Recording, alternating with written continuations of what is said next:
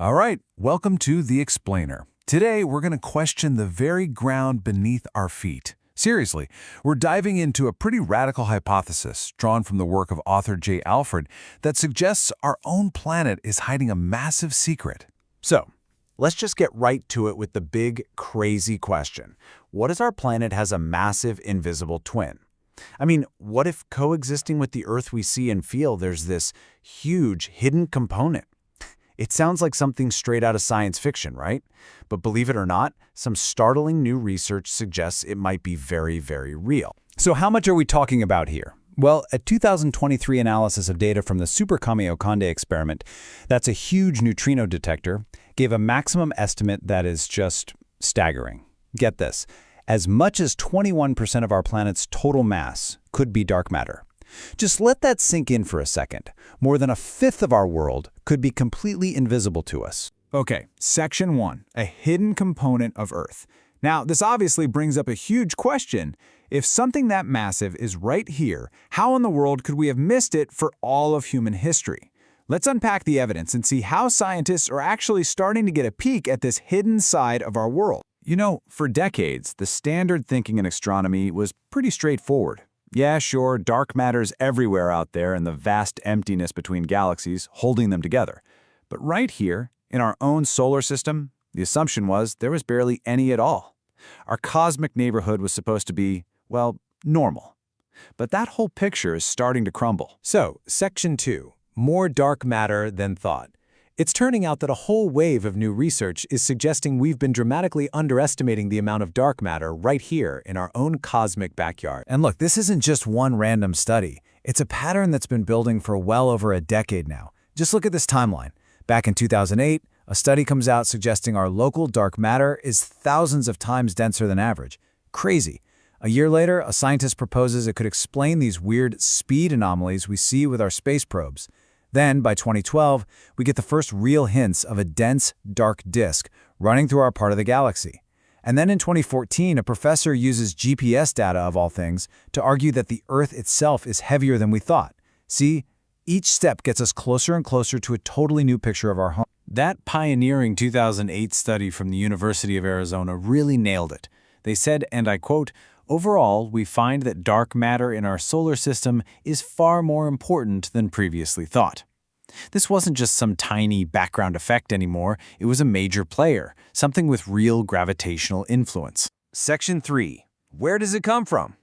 Okay, so this leads to the next logical question, right? If there's so much of this stuff hanging around, where is it all coming from? Is it just leftover junk from the Big Bang? Well, this theory suggests it's actually an ongoing process, like a constant cosmic delivery service. And it's not coming from just one source, but from all over the place. The idea is that our solar system is just constantly being flooded with it. Picture us flying through these giant, invisible clouds of dark matter. There's also a constant rain of particles coming down from the Milky Way's halo. Then you've got these streams, basically highways of dark matter left over from smaller galaxies that our Milky Way ate. And then you have the most out there idea of all, a dark solar wind. Now, this is a really wild idea. We all know our sun blasts out a solar wind of normal particles, right? Protons, electrons, the whole deal. Well, the theory here is that the sun has a core of accumulated dark matter, a dark sun inside the real one, and it could be doing the exact same thing, ejecting its own wind of dark particles, constantly showering all the planets, including ours. All right, Section 4, solving a gravitational puzzle. Okay, wait a minute, hold on. This brings us to a huge, obvious problem. If Earth really has up to 21% extra mass from this stuff, wouldn't we have noticed? I mean, wouldn't that completely mess up all the planetary orbits and violate Newton's laws of gravity, which have worked perfectly for centuries? It's a fair question. And here's the rebuttal, and honestly, it's pretty clever. The argument isn't that there's extra mass that we need to add to our old equations. The argument is that the mass was always there. When we first weighed the Earth centuries ago using gravity, we were only measuring its total gravitational pull. We just assumed it was all coming from normal, boring matter. This theory says we were actually weighing both the ordinary matter and the dark matter together the whole time. We just mixed them up. We conflated the two without even knowing. And you know what? Modern science actually backs this up. A 2023 paper looking at this exact problem states it plainly. They say that gravitational measurements would not be able to distinguish between the two. Gravity just feels the total mass. It doesn't care what it's made of. So yeah, our models of the solar system work perfectly because the total mass we've been using all along is correct. We just might have been completely wrong about what that mass is actually made of. So how do we ever figure it out? How do we break the tie?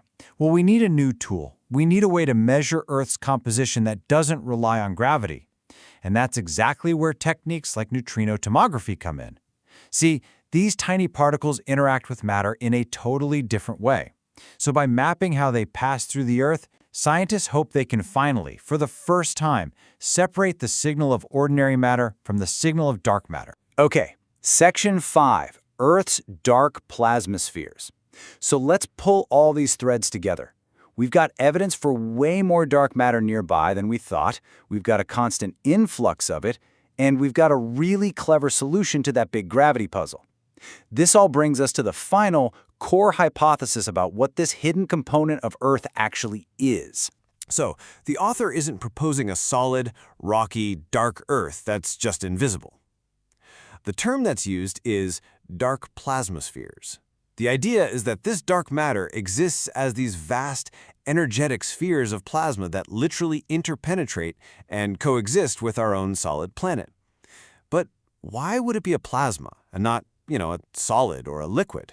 Well, the reasoning breaks down into a few key steps. First, the particles themselves are thought to be super tiny, so they just don't collide often enough to form stable atoms. Second, their version of an electric charge is way weaker than ours.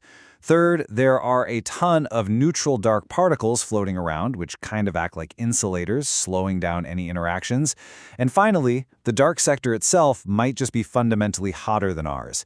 You put all that together and you get something that has a really hard time clumping up into solids and liquids like our matter does. It stays a plasma. So this is it. This is the final, absolutely mind-bending picture. Not a simple invisible twin planet, but a composite world, the Earth we know and love, completely interpenetrated by one or more of these huge, energetic spheres of dark plasma, all held together by the same gravity. And that's the thought I really want to leave you with.